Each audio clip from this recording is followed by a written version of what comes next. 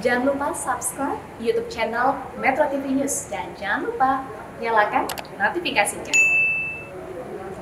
Pemirsa, Anda masih bersama kami dalam Metro Pagi Prime Time. Kalangan pengusaha menilai ada motif politis di balik keputusan Anies Baswedan menaikkan upah minimum provinsi di DKI Jakarta. Revisi UMP yang dilakukan Pemprov DKI ini dikhawatirkan membentuk ketidakpercayaan kepada investor, khususnya luar negeri untuk berinvestasi di Indonesia.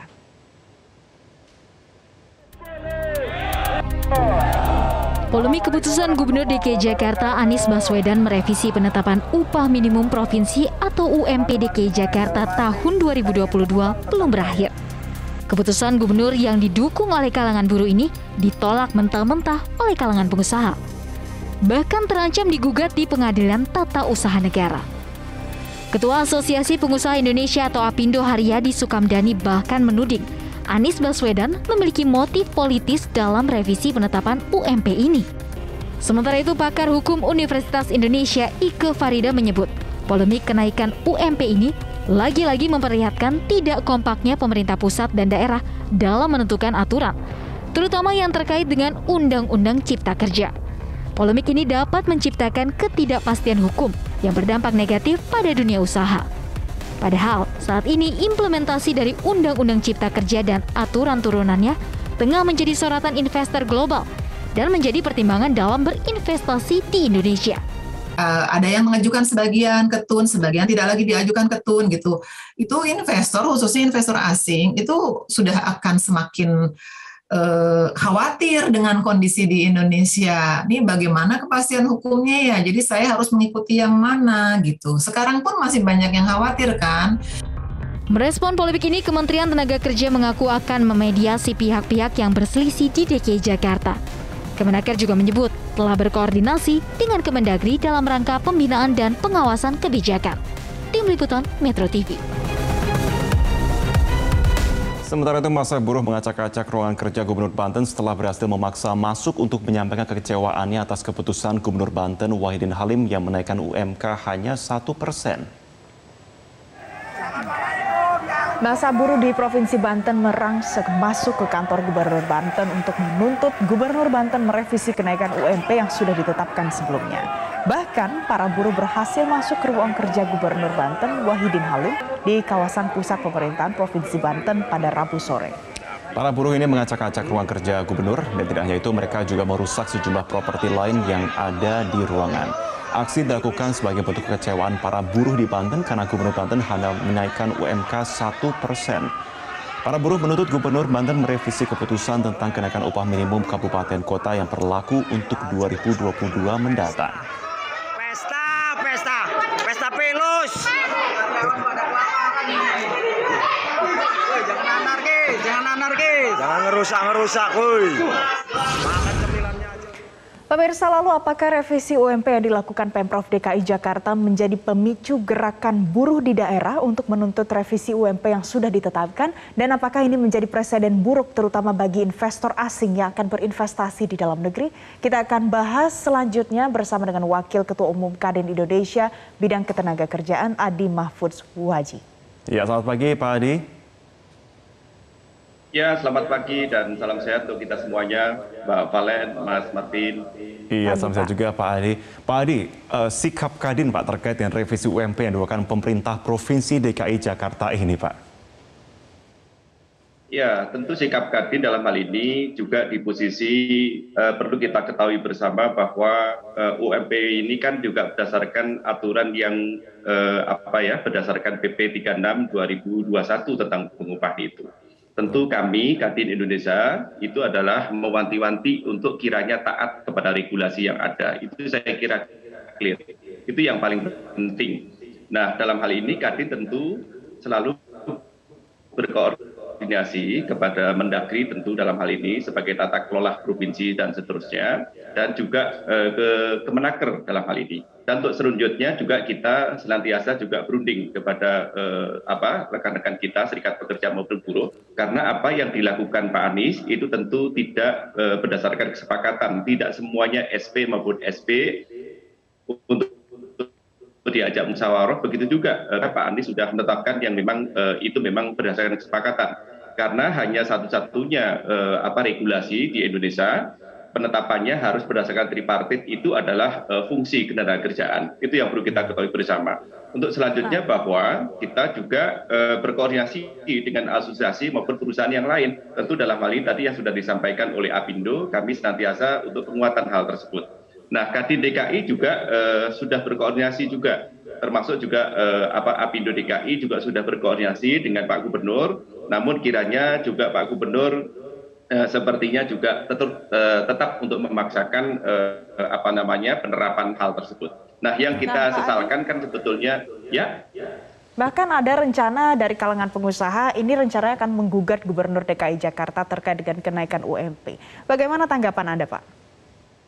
Ya, betul. Karena begini, sebetulnya persoalannya itu kan di mekanismenya. Jadi mekanismenya itu tidak tepat. Hal waktu penetapan tersebut sudah berakhir di 21 November 2021 untuk upah minimum provinsi. Nah, kebetulan memang DKI ini khusus untuk upah minimum provinsi.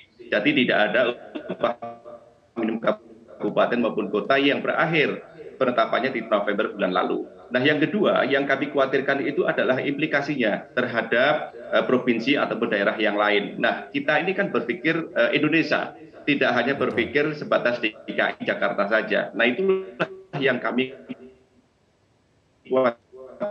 investasi tadi yang ditayangkan di depan itu saya kira juga sudah tepat. Investasi ini kan juga sebagai salah satu instrumen penciptaan lapangan kerja. Nah, pengangguran saat ini kita juga sudah yang formal sudah mencapai 9,7, Mbak. Nah, 9,7 juta menurut saya. Belum yang informalnya, itu kan sangat luar biasa. Ayo kita pikirkan bersama hal tersebut. Nah, untuk selanjutnya tentu mengganggu kepercayaan masyarakat terhadap kepatuhan dan kepastian hukum di Indonesia. Nah, ini saya kira yang clear, yang perlu kita taati bersama.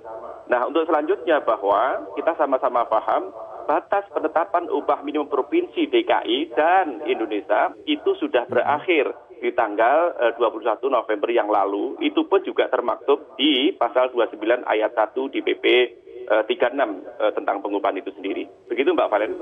Oke, Pak Adi, kita bicara juga mengenai implikasinya begitu seperti yang disebutkan sebelumnya. Sejumlah pengamat pun mengatakan bahwa ini akan memiliki dampak bagi para investor asing untuk berinvestasi ke Indonesia. Seberapa signifikan sebenarnya ketidaksinkronan antara daerah Jakarta dengan lainnya ini yang berdampak terhadap investor yang masuk ke Indonesia? Akan seperti apa? Ya, jadi begini Mas, dampaknya itu luar biasa karena begini, disparitas atau kesenjangan upah minimum di kita ini kan terlalu tinggi ya di Indonesia. Jadi contoh misalnya DKI dengan Jogja saja, dengan Jawa Tengah saja. Jawa Tengah itu dan Jogja itu adalah upah minimum paling rendah gitu ya di Indonesia. Sedangkan DKI juga paling tinggi. Nah, ini kiranya kita juga sama-sama paham dan ngerti. Nah, investor itu kan perlu kepastian hukum.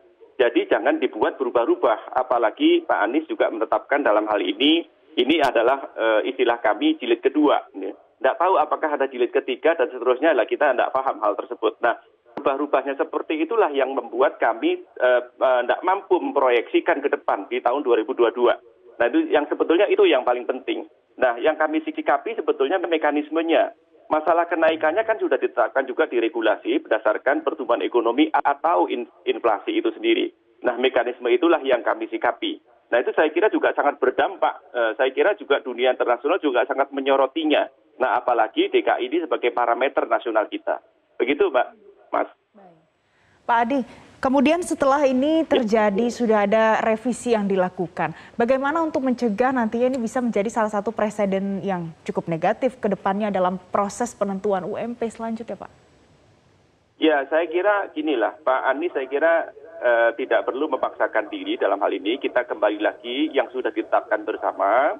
Kan Pak Anies sudah menetapkan tuh yang pertama, itu sudah benar-benar sesuai dengan mekanisme yang ada melalui tripartit, yaitu berdasarkan kesepakatan antara pemerintah, dunia usaha, dunia industri yang diwakili oleh unsur pengusaha dan juga oleh unsur pekerja maupun buruh itu sendiri, yang juga di dalamnya ada dewan pakar maupun akademisi. Itu sudah clear, itu sudah tepat Pak Anies menetapkannya.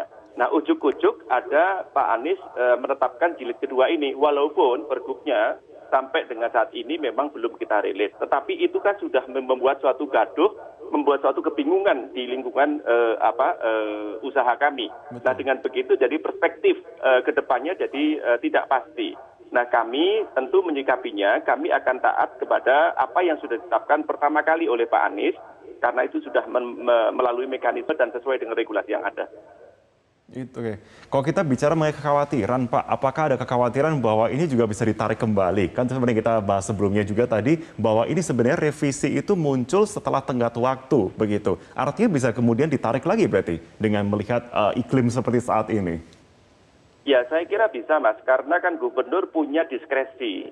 Nah, dalam regulasi tersebut kan tugasnya gubernur hanya menetapkan, bukan menaikkan. Nah, ini saya kira penting. Jadi hal seperti ini perlu kita pahami, masyarakat perlu paham. Bapak Gubernur itu hanya menetapkan. Menetapkan apa? Berdasarkan kesepakatan. Kesepakatan entah naik, entah tidaknya, itu adalah keputusan bersama. Nah, inilah mekanisme itulah yang perlu kita pahami bersama. Nah, itu sudah biasa. Makanya kami itu misalnya tingkat nasional, itu Bu Menaker pun itu minta rekomendasi dan sarannya dari Dewan Pengupahan Nasional. Nah, sedangkan provinsi ada Dewan Pengupahan Provinsi. Nah, regulasi seperti itu. Dan begitu juga diturunkan ke tingkat kabupaten maupun kota. Nah, saya kira ini jika kita semuanya taat aja, taat regulasi, kita jadi enak gitu loh. Apalagi juga diberikan contoh sama pemerintah itu sendiri. Kami ini pada prinsipnya pengusaha maupun pekerja itu taat-taat saja kok gitu ya. Sama halnya, saya kira yang terjadi ditayangkan beda halnya seperti kayak di Banten itu hal yang berbeda. Nah, kiranya kita dikedepankan terlebih dahulu untuk dialog sosialnya. Nah, ini kadang-kadang kami itu belum diajak dialog sosial, tapi sudah ujuk-ujuk gerudak-geruduk sana-sini, melakukan demo dan seterusnya. Nah, itulah yang kami sayangkan. Nah, mari kita jaga kondisivitas iklim investasi maupun iklim pengupahan di Indonesia, karena sistem pengupahan yang baik itu akan menciptakan lapangan kerja dan sekaligus mengentaskan kemiskinan yang ada di Indonesia. Nah, itu saya kira clear. Nah, keberlangsungan usaha, keberlangsungan pekerja itu sendiri, itulah yang perlu kita jaga bersama. Jadi jangan punya persepsi untuk jangka pendek saja alias upah saja. Jadi tidak semata-mata itu, karena kita ini kan dimuliakan itu karena pekerjaan yang menghasilkan upah itu sendiri. Begitu. Baik, Pak Adi, kalau kita lihat dari sudut pandang para pekerja, ini kan sebenarnya menjadi salah satu sentimen positif bagi para pekerja yang berada di Provinsi DKI Jakarta. Karena UMP-nya kemudian dinaikkan menjadi 5,1%. Dari pandangan Pak Adi, seperti apa, Pak? Jadi begini, perspektifnya itu sebetulnya pekerja kan sering menyampaikan upah murah gitu ya. Betul. Jadi itu sebetulnya dasarnya yang disampaikan oleh buruh gitu ya. Sebetulnya tidak ada istilah upah murah. Kan upah minimum itu kan sebagai jaring pengaman, sebagai perlindungan terhadap pekerja maupun buruh agar upahnya tidak dibayar rendah akibat ketidakseimbangan pasar kerja yang terjadi di luar sana. Itu saya kira sebagai pengamannya. Nah, yang kedua tentu itu jadi tidak ada istilah upah murah, itu tidak ada. Yang ada adalah kebijakan pengupahan itu sendiri. Nah, kiranya kita juga sama-sama paham bahwa kita sama ngerti di Indonesia ini kan sebetulnya penopang ekonomi kita ada di usaha kecil dan mikro, bukan di usaha besar-besar. Memang yang mengendalikan itu diklasifikasi usaha besar dan menengah. Namun kiranya persentase kita yang di usaha kecil dan mikro alias UMKM itu kan 99,9%. Nah, kiranya kita juga sedikitnya punya perhatian, punya atensi di sana agar apa? Kesinambungan bangsa kita ini ke depan itu juga terus senantiasa bisa mensejahterakan pekerjanya maupun buruh itu sendiri. Nah, ada pula pengamat yang kemudian mengatakan sebenarnya kenaikan 5,1% ini masih masuk dalam rentang yang diatur sesuai dengan undang-undang. Kalau dari pandangan Pak Adi seperti apa? Jadi begini, kami pengusaha itu sebetulnya tidak mempersoalkan kenaikannya tidak. Terutama yang disampaikan oleh Pak Gubernur kita itu sebetulnya mekanismenya. Karena mekanismenya sudah di luar batas dan juga dasar hukumnya, pijakannya tidak sesuai dengan regulasi pengupahan itu sendiri.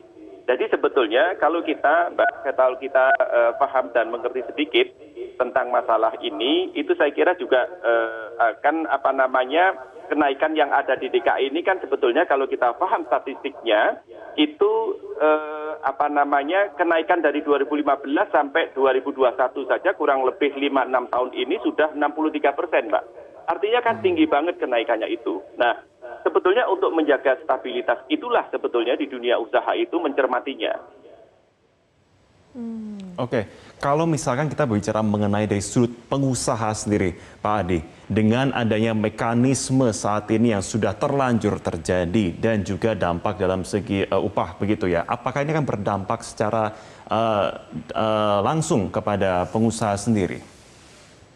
Ya tentu Mas, dampak secara langsung itu sudah tentu karena pengusaha itu kan senantiasa memproyeksikan cash flow-nya, in-out-nya juga sejauh mana sama dengannya sesuai kemampuan perusahaan itu sendiri. Namun kiranya di saat pandemi COVID-19 ini kan memang ada benar-benar memang sektor usaha yang benar-benar memang itu mampu dan ada juga sektor usaha yang memang tidak mampu.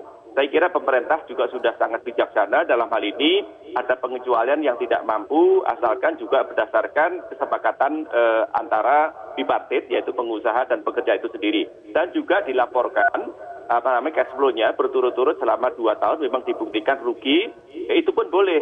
Jadi atas ketidakmampuan tersebut juga dilaporkan kepada Dinas Ketenagakerjaan terkait. Oke.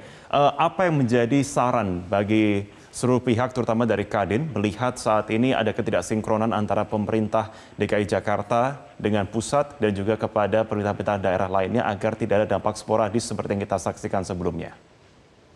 Ya tentu yang pertama kita tentu harus kembali lagi kepada regulasi yang ada. Indonesia ini kan diatur adalah negara hukum. Mari kita taat dengan negara hukum. Harapan Kadin adalah agar seluruh masyarakat termasuk para pemangku jabatan pemerintah dalam hal ini taat pada ketentuan dan hukum yang berlaku. Dan tentu harapan kami adalah untuk mulai melakukan diskusi kepada pihak pemerintah tentang usaha tadi yang sampaikan tentang usaha kecil dan mikro itu sendiri. Karena itu juga sebagai sarana juga untuk menjembatani semua pihak. Nah, kita harus paham Mas Marvin dan Mbak Valen bahwa apa yang kita diskusikan saat ini itu kan hanya 0,1%. Bukan kita ingin mengesampingkan tidak. Nah, disitulah yang kurang adanya keseimbangan perspektif tentang pengupahan itu sendiri. Makanya saya yakin jika pemerintah dalam hal ini bersama-sama kami mempertahankan UMKM, saya yakin tidak usah 90%. 30% saja saya yakin Indonesia akan jadi sangat luar biasa. Namun kiranya mari kita kedepankan dialog sosial tersebut dalam bingkai tripartit maupun bipartit karena memang itu sebagai dasar pijakan kami di pengupahan itu sendiri. Baik, terima kasih Wakil Ketua Kadin Indonesia Bidang Ketenagakerjaan Ade Mahfudz Buhaji sudah bergabung bersama dalam Metro Pagi Prime Time. Terima kasih Pak Ade, selamat pagi.